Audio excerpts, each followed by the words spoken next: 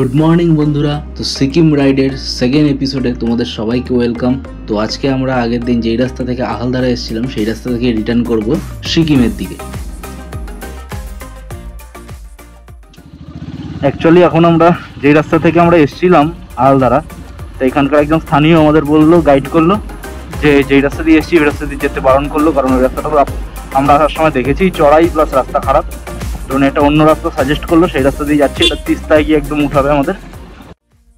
সকাল সকাল ব্রেকফাস্ট করে আজকে আহালদারা থেকে বেরিয়ে যাচ্ছি। আজকের জার্নি হবে আমাদের আহালদারা থেকে গ্যাংটক।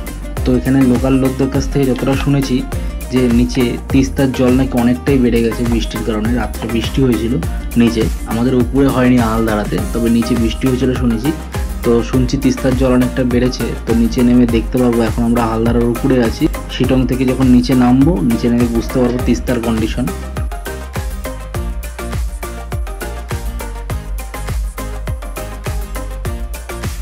ঘুরিতে বাজে এখন 10:35। আমরা বেরোলাম আহালদারা থেকে। এটাই ছিলি? এইটা দিয়ে উঠছিলাম, ওটা দিয়ে আসি নাই। উঠছিলাম বারবার, ওটা দিয়ে এই রাস্তা ভালো রাস্তা, কিন্তু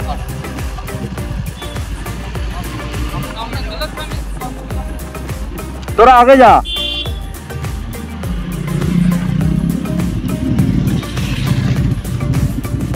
আগে যা। প্রচন্ড চড়াই। তোমরা যারা ভিডিও দেখছো তারা তো বুঝতে পারছো না কতটা চড়াই, প্রচন্ড চড়াই। সামনে বিট্টুয়া সড়ক গাড়ি নিয়ে বেরিয়ে গেছে, ওদের আমরা ফলো করছি। অ্যাকচুয়ালি গুগল ম্যাপটা ওরাই হ্যান্ডেলিং করছে। এখন শিলং থেকে আমরা নামছি। আশা করি এই রাস্তা দিয়ে যদি পুরো নামতে থাকি আমাদের গাড়ির তেল কোনোটাই খরচা হবে না।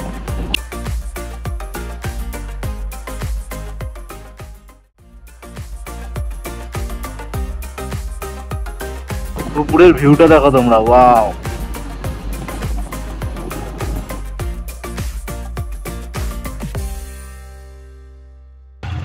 ইয়েলো বুম্বো ভ্যালি। সৌরভ গুগল ম্যাপ দেখছে, জানি না আদৌ ও কি ঠিকঠাক নিচ্ছে না ভুল দিচ্ছে, বুঝতে পারছি না। এই জায়গাটা আমরা উপর থেকে দেখতে পাচ্ছিলাম না।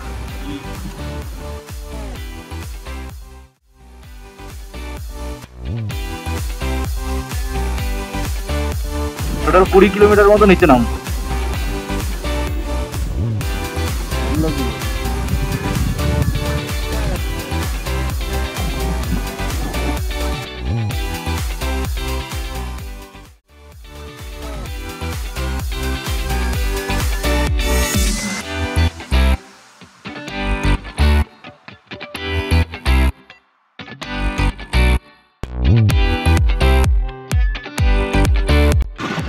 অনেকক্ষণ পর আবার একটু চড়াই, নাহলে পুরোটাই ঢাল ছিল।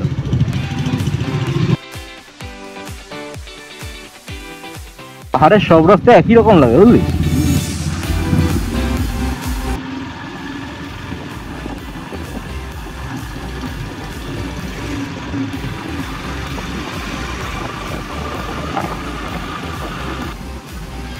ও গাড়িটা দেখ কোথায়।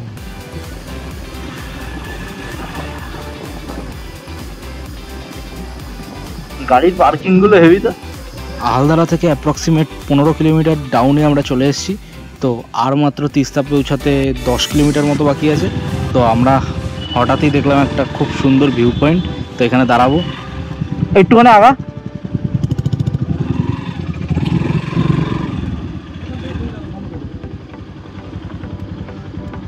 নামলাট।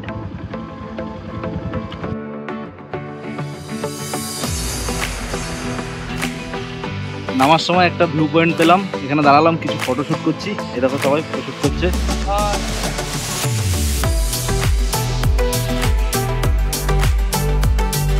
এই যে আমার পঙ্কিরাজ।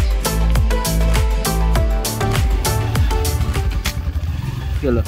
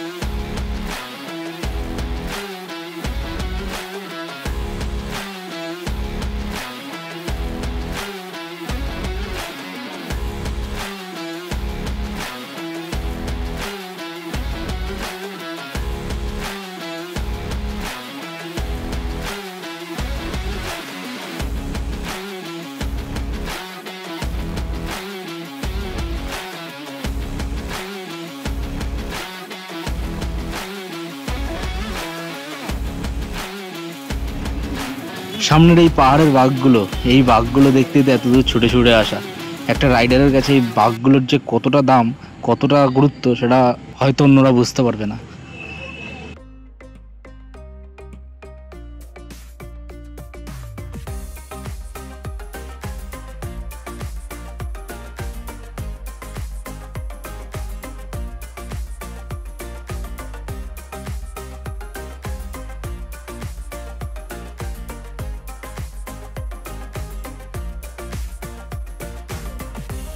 তো আমরা পৌঁছে গেছি এখন সেবক রোডে আবার। তো এখন আমরা সেবক রোড ধরে সোজা চলে যাব তিস্তা ব্রিজ ক্রস করে আমরা ধরবো গ্যাংটকের রাস্তা। তো বুঝতে পারছি না, ওয়েদারের অবস্থা খুবই খারাপ। আমাদের ডান পাশে প্রচণ্ড মেঘ করে রয়েছে, মাথার উপরে রোদ রয়েছে, কিন্তু ডান দিক থেকে এত মেঘ বোঝাই যাচ্ছে সামনে হয়তো বৃষ্টি হচ্ছে।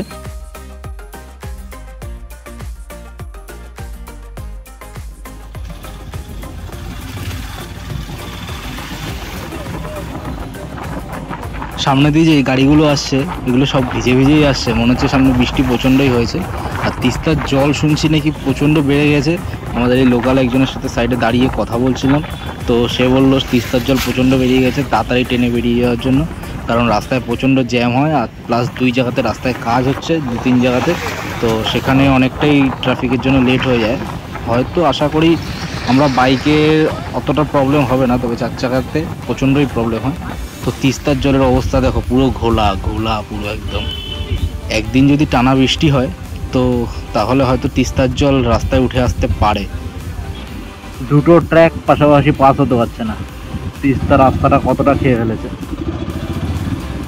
আর 2-4 বছরে তো মনে হচ্ছে এই রাস্তা পুরো চলে যাবে তিস্তায়। তিস্তা ব্রিজের কাছাকাছি চলে এসেছি আমরা। এখন আমরা আছি তিস্তা ব্রিজের খুব কাছে। ওই যে দেখা যাচ্ছে দুটো তিস্তা ব্রিজটা পার করেই আমরা গ্যাংটকের পাহাড় ধরে নেবো।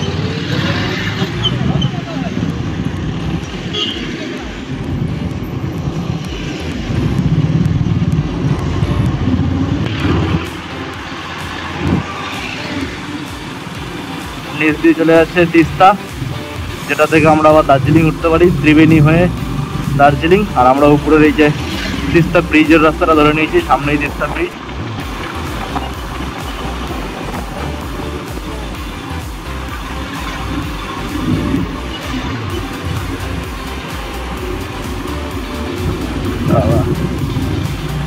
ধুলো ঝড়।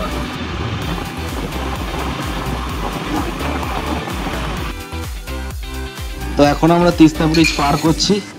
তো আর বেশি দিন বাকি নেই সিকিম ট্রেনে করে যেতে। তো সামনে দেখতে পাচ্ছ তোমার টানেল হচ্ছে, টানেলের কাজ হচ্ছে পাহাড় কেটে। তো আর হয়তো বছর 1.5-2 ভিতরেই ট্রেন চালু হয়ে যাবে সিকিম।